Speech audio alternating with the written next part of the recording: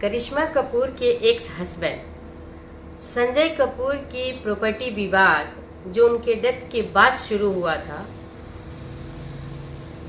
Delhi high court, supreme court घूम फिर के एक उस स्टेज पे आके पहुंचा जहां से सबने राहत की सांस ली थी। क्या था वो राहत की सांस और क्यों सुप्रीम कोर्ट ने बीच में आने का फैसला किया? क्योंकि मामला एक बिजनेस घराने का था और बिजनेस घराना इस तरह से चर्चाओं में था कि शायद ही कोई परिवार का मेंबर हो जो कोर्ट कचहरी का दरवाज़ा न खटखटाया हो, चाहे वो करिश्मा कपूर के दोनों बच्चे हों, संजय कपूर की तीसरी पत्नी प्रिया सचदेव हो, संजय कपूर की अपनी बहन मंदिरा कपूर हो या उनकी 80 वर्षीय माँ रानी कपूर, सभी के सभी लोग सुप्रीम कोर्ट, हाई कोर्ट, सभी जगह दौड़ रहे थे। मामला कहीं से भी सुलझता हुआ नहीं दिख रहा था। जब रानी कपूर ने जून में होने वाली बैठक को रोकने के लिए सुप्रीम कोर्ट में अर्जी लगाई, तब सुप्रीम कोर्ट ने हिदायत दिया, समझाया भी कि 80 बरस की उम्र में केस से फैसला होने में वक्त लगेगा और ये उम्र नहीं है केस लड़ने की। तो बेहतर होगा कि आप लोग सुलह के रास्ते पे जाएं, परिवारजन बैठ के कोई रास्ता निकालें और सुप्रीम कोर्ट की गाइडलाइन में CJI DY चंद्रचूड़ जो हैं वो मध्यस्थ बने। और कोर्ट ने ही गाइडलाइन दी थी कि अगस्त तक इस मामले का कोई ना कोई सॉल्यूशन चाहिए। एक कोशिश आप लोग कीजिए कि समझौता होता है कि नहीं, समझौते के तहत परिवार एक जगह बैठ के कोई हल निकाल पाता है कि नहीं।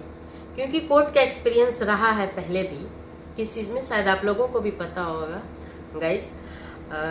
धीरू भाई अंबानी केस में जब धीरू भाई का निधन हुआ था तो अनिल अंबानी और मुकेश अंबानी दोनों के बीच इसी तरह की फाइट हुई थी। मामला आपसी सहमति से, पारिवारिक रजामंदी से बेहतर तरीके से सुलझ गया। तो कोर्ट ने इस घराने में भी उस तरह के पहले की कोशिश को ट्राई करने की कोशिश की।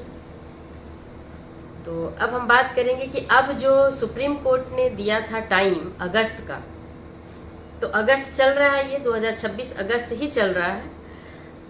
तो अब क्या उसकी यथास्थिति है? जो मध्यस्थ है उन्होंने अब जो भी इनके वकील थे दोनों साइड के या जितने भी वकील बीच में थे, चाहे वो रानी कपूर की हो, चाहे वो प्रिया सचदेव के हो या करिश्मा कपूर के बच्चों के वकील हो, इन सब ने जो भी सहमति बनाई हो पारिवारिक सहमति के द्वारा, उसकी रिपोर्ट मांगी थी अगस्त में ही कि पारिवारिक समझौता अपने अंतिम चरण में है।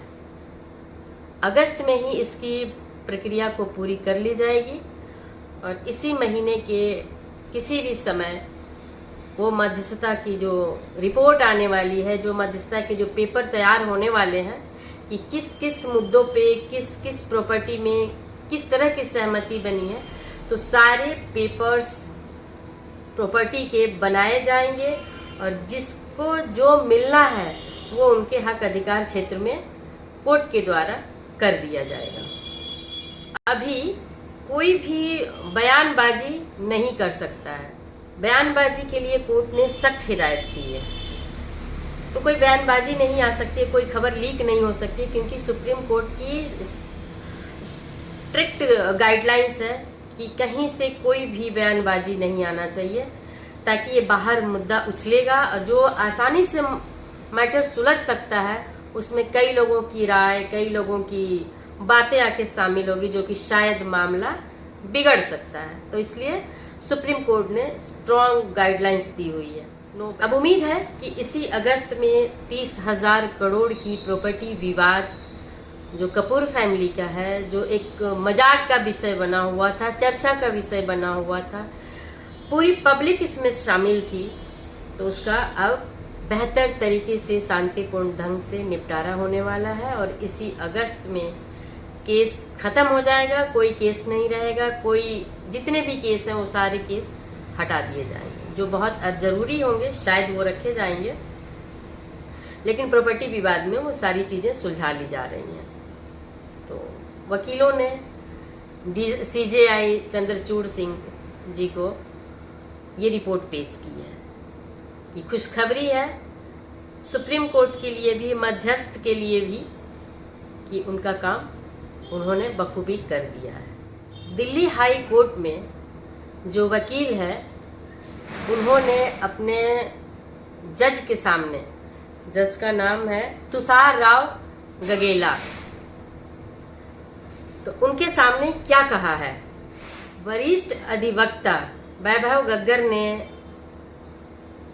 गडेला जी के सामने ये स्पष्ट कहा है कि जो भी पारिवारिक जो भी बातें चल रही थी प्रॉपर्टी को डिवाइड करने की, वो अपने अंतिम चरण में पहुंच चुकी है। यानी कि शांतिपूर्ण तरीके से सबने बात करके किसको किस चीज़ में कितनी मिल सकती है, संतुष्टि क्या है, कोर्ट क्या कहता है, वसीयत क्या कहता है, वो सारी चीज़ों को ध्यान में रखते हुए अपने अपने हक हिस्से के हिसाब से सब ने एक्सेप्टेंस दे दी है और सभी लोग संतुष्टि की तरफ बढ़ रहे हैं। वैभव गग्गर किसके वकील हैं? रानी कपूर के। तो उन्होंने ये खुशखबरी दी है कोर्ट को।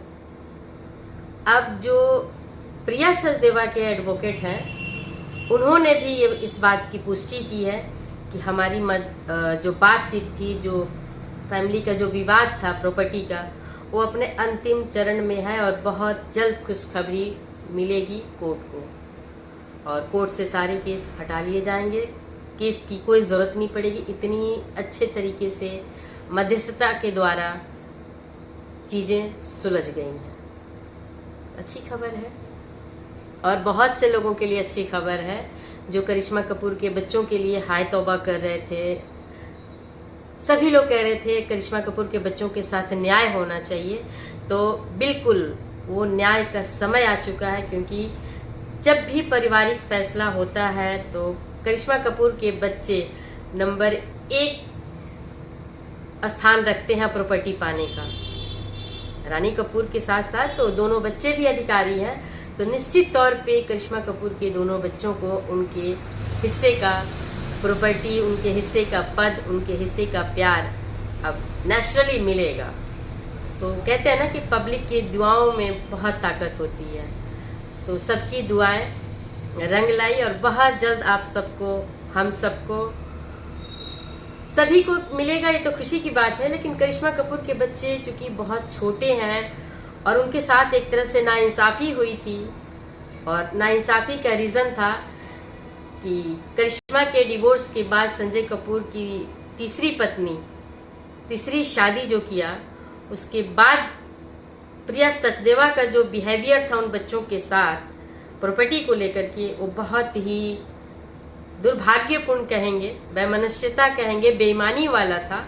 तो इसलिए पब्लिक जो करिश्मा कपूर को प्यार करती है, पसंद करती है, उन सबको चिंता हुई थी कि करिश्मा कपूर के बच्चों के साथ अच्छा नहीं हो रहा। तो कहते हैं ना, पंचमुख परमेश्वर, जो सबने चाहा वो सब हो रहा है। औरों को और बातों की खुशी होगी, लेकिन बहुत ज़्यादा से ज़्यादा लोगों को खुशी होगी करिश्मा के बच्चों को, जो समय पे उन्हें उनका पैतृक अधिकार मिलेगा, जो कि पूरी तरह से खात्मे की तरफ था, बर्खास्तगी की तरफ था, जिस तरह से वसीयत सामने आई थी। तो गाइस, वीडियो आप लोगों को कैसी लगी? लाइक कमेंट के साथ साथ सब्सक्राइब ज़रूर कीजिएगा। मिलते हैं हम नेक्स्ट ब्लॉग में।